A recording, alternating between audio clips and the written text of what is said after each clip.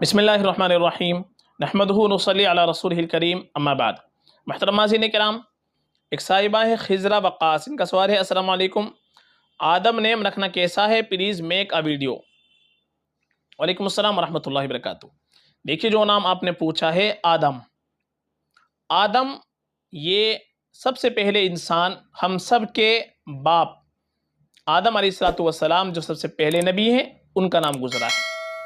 اور آدم کا جو مطلب آتا ہے، آدم کا مطلب آتا ہے سب سے پہلا نوع، سب سے پہلا انسان یا مٹی سے بنا ہوا۔ اور عبرانی زبان کے اندر آدم کے معنی آتے ہیں، یہ آدمہ سے بنا ہے، اور اس کے معنی آئیں گے مٹی یا زمین، عبرانی زبان کے اندر۔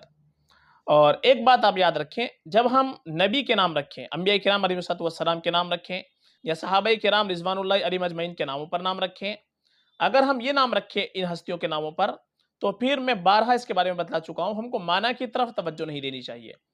انبیاء کرام علیہ السلام کے نام رکھنا ہو، صحابہ کے نام رکھنے ہو، تو پھر ہم بغیر کسی جھجک کے، بغیر معنی کی طرف توجہ دیے، ہم ان کی نسبت سے نام رکھ سکتے ہیں۔ چونکہ اگر ان نیک ہستیوں کی نسبت سے اگر ہم نام رکھیں گے، تو انشاءاللہ ہمارے بچوں کے اندر کچھ نہ کچھ ان کی ایک صفات پیدا ہوگی۔ تو یہ آدم جو نام ہے، بہت مبارک نام ہے، باعث برکت نام ہے، باعث فضیلت نام ہے۔